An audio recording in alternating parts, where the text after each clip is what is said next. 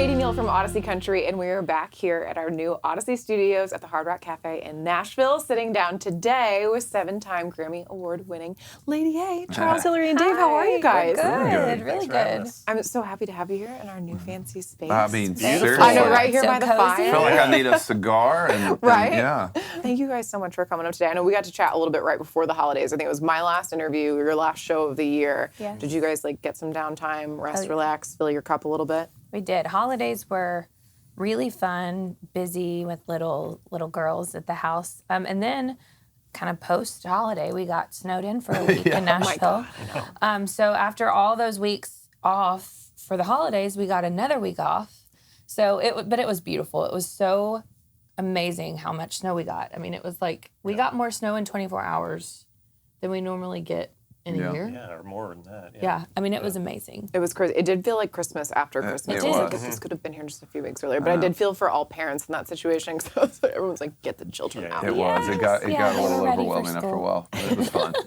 We're so excited. The show tonight you guys are playing, we had a winner who's coming in and you're going to play a totally private set for them, which is going to be really fun. And I know they're going to be so starstruck to meet you guys. So I want to know, when was the last time you experienced that phenomenon of just feeling like couldn't even speak? You were so excited to meet somebody. I feel like we have that many times. I mean, the first time we got to do a Crossroads with Stevie Nicks, I mean, just being in her presence was pretty overwhelming. Yes. I think, gosh, I mean, the When first we met time. Bruce Springsteen. Bruce Springsteen. Oh, gosh, yeah. What was that like? Oh my gosh. We did a He's show. so cool. We did a show. Oh, That was this in. is It such was an great. It embarrassing was in story. London, and it was for Hyde Park, and we were opening for Bruce Springsteen, and Opening very early in the day. Yeah. Yeah, and we so we played got at to 3 and he played at 9. I know we were opening. We were right. Yeah. But anyways, Semantics. we got. They're like, "Would you like to meet Bruce?" We were like, "Of course!" And got to meet him. It was unbelievable. I mean, he was as cool as ever. Gave us Exactly who more you'd hoped time. he would Yeah, be. gave us more time than you would So thought. awesome. And then in between songs, Bruce fans are pretty diehard, and they were ready for Bruce. They were like, "Bruce."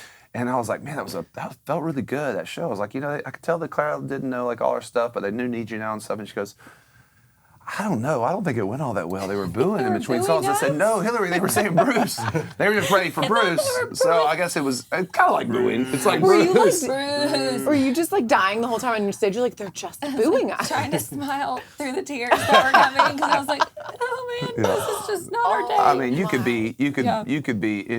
be Kings of Leon, they'd still be going Doesn't Bruce because they're matter, ready for Bruce. For sure. The first time I went to a Bruce Springsteen show, I thought the same thing. I was like, are they booing him? Yeah. And it's crazy. At Luke Combs shows, the way the crowd will yell Luke, it's the same Yes. way that they yell Bruce. It's like, Luke. That So it low. sounds like a Yeah. boo almost. Yeah. If you're not familiar with it. Yes. Oh, poor Hillary. I know. Yeah. That's rough. She recovered. I did. In a similar vein, where's the craziest place that someone has ever recognized you guys or approached you that you've been the most caught off? Charles, you're giggling. I got a funny story. I wouldn't say it's crazy, but it was pretty embarrassing. I was on a road trip Oh, no. and I had to know go to the this. bathroom in a gas station, and it was one of those times. It was just was longer than maybe I kind of really would have wanted someone to know I was in there. And I realized that this father and his son had been sitting outside this bathroom waiting for me to come out for a good 20 minutes. And I was like, oh, hey, probably got sweat dripping down my face. And took a little picture. And I was like, I was on a business call. Nothing important. In the Texaco. I like to overshare. I'm not afraid. We all do it. No, We all do. do That's it. a great story. We all true. do it, We shouldn't have gone to Waffle House that morning. Hillary, Dave, you want to top I that? don't think I can top that. I know, mine sounds very non-exciting. I'm trying to think the last time. I mean, honestly, when the 3 of us are together is when it happens more. Oh, for sure. I mean, if we're kind of on our own, the grocery store with our kids or whatever, it's very rare. Probably because I don't wear any makeup and have a mom bun. Nobody's like, oh, are you that? Nope, I don't look like me. But it's mostly when we're together. Yeah. I feel like. I think it's funny with our kids now, too. I'll be in the airport and someone will say, hey. It's not a ton. It doesn't happen to us a ton. But when it does, my kids are like, do you know them? Who was that? And I was like, well, they like our music. They like the music we make. So it's kind of funny watching them absorb it a little bit, too. They're like, that was weird. Why would that person say hi to you? Thomas Rhett told me that once, that they were out shopping in Franklin, and I think it was his second daughter looked up and was like, "Why do people like you?" Yeah.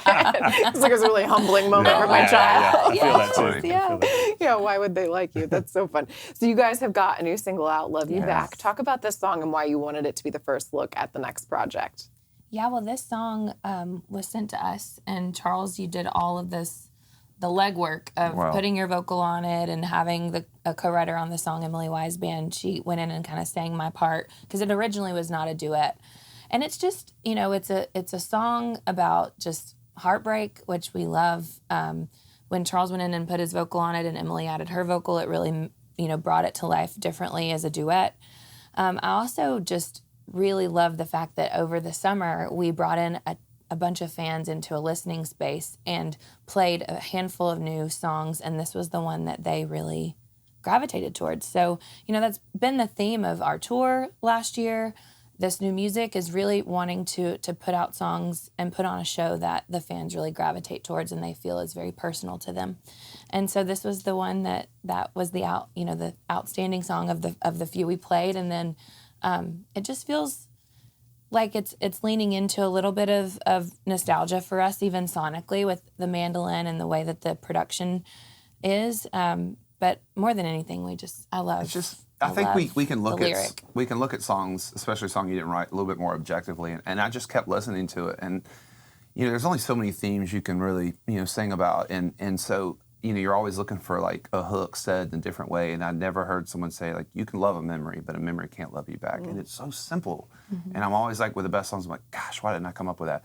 And I kept coming back to it, and I immediately was like, this could be from two perspectives. And I think that's what's really fun about. We always try, as many times as we can, if a song lends itself to two perspectives, because the heart doesn't break even. There's always two sides of the story.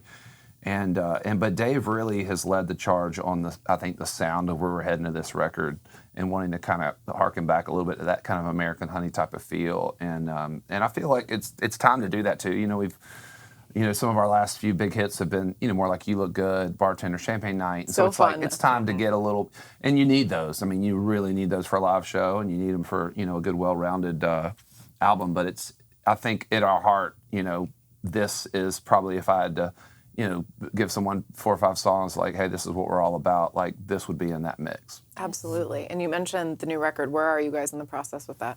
We've got some stuff cut. Yeah, I mean, we've kind of taken 6 or 7 songs. We're just cut a handful and see where we end up after this year. I mean, I think what we're trying to do this year is leave some space and margin to just kind of see creatively where we go.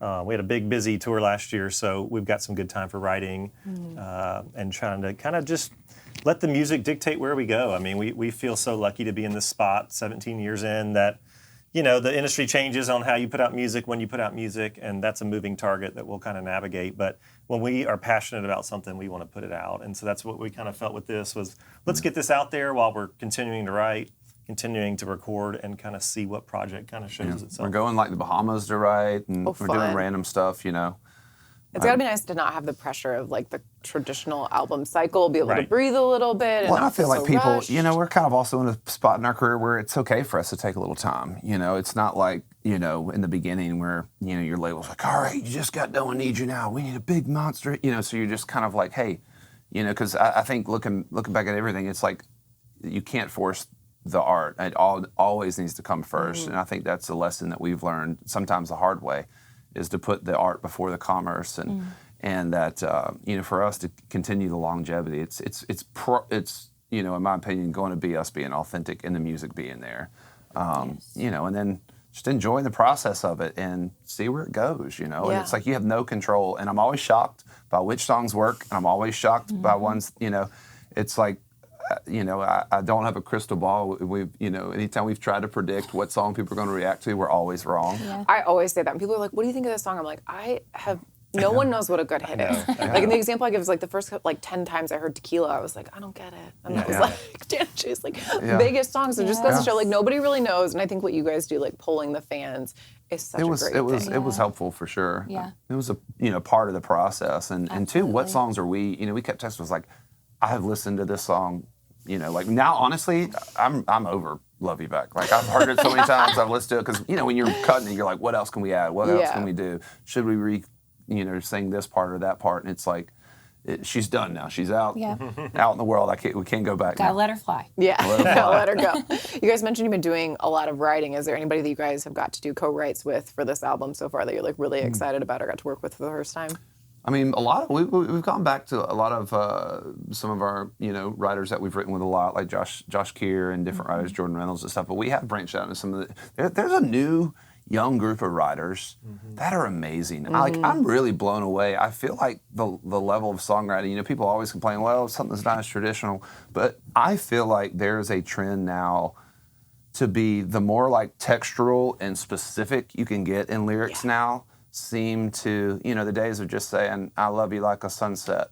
You can't say that. You go, I love you like a ruby red sunset on this, and these guys and girls are so good and fast at it that sometimes I feel like I'm like, wow, I'm like, trying to keep up, but it's been fun. I mean, I've been writing lately too with other artists, wrote a song with Jake Owen, got one with like Carly Pierce that she's putting on a record. So trying to like Exciting. Also, I think, branch out into different things, and I think that's what's fun for us is just if we're having fun doing it, then you're doing the right thing. Exactly. And you guys have all written songs that other artists have cut. So I'm curious, like, what's your favorite song that you didn't record for the band that somebody else cut? No, A Little Bit Stronger, Sarah Evans.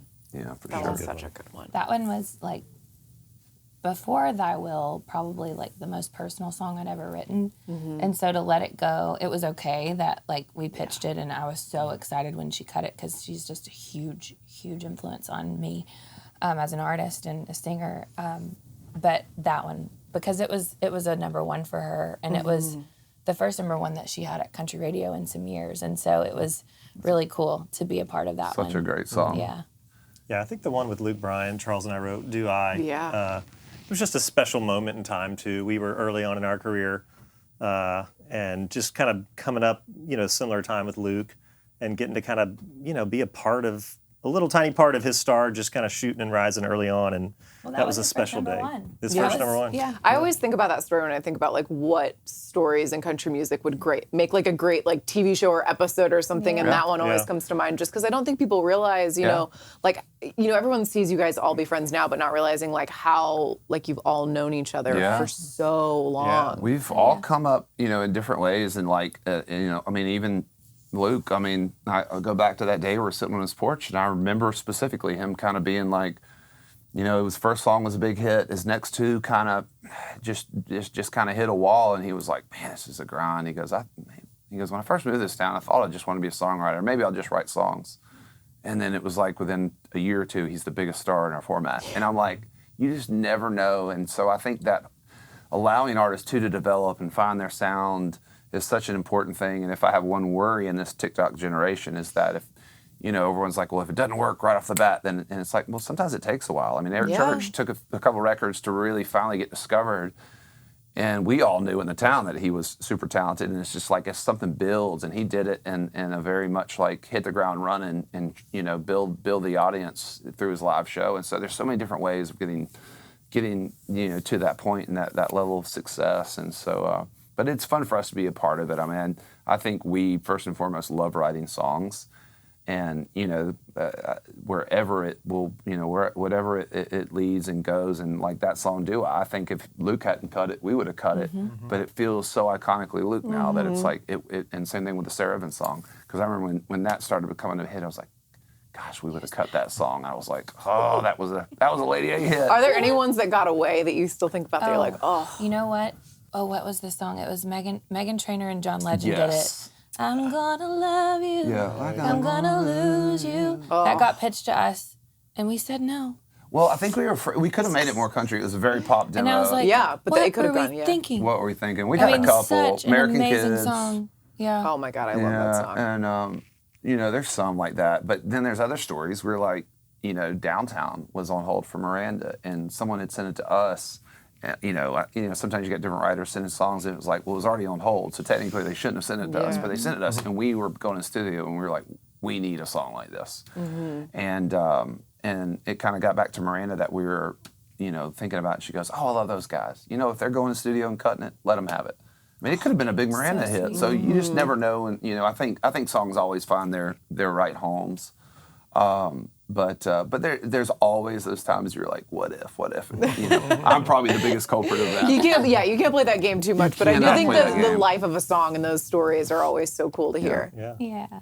Well, what are you guys most looking forward to rest of this year? Obviously working on the record, doing some Yeah, writing retreats. music. Family time, some Yes. space. I mean, we have been, we've been going for a while now. Last year was such an amazing year with a request line tour, and I think for us just to recharge our batteries, and I always say it like there's nothing more fun to me than like that excitement, that pure potential of excitement of you're working on a project and you have no idea if the song that you're working on is going to be the next big song for you or not. And 90% of the time it's not, but you just keep showing up and you keep doing it.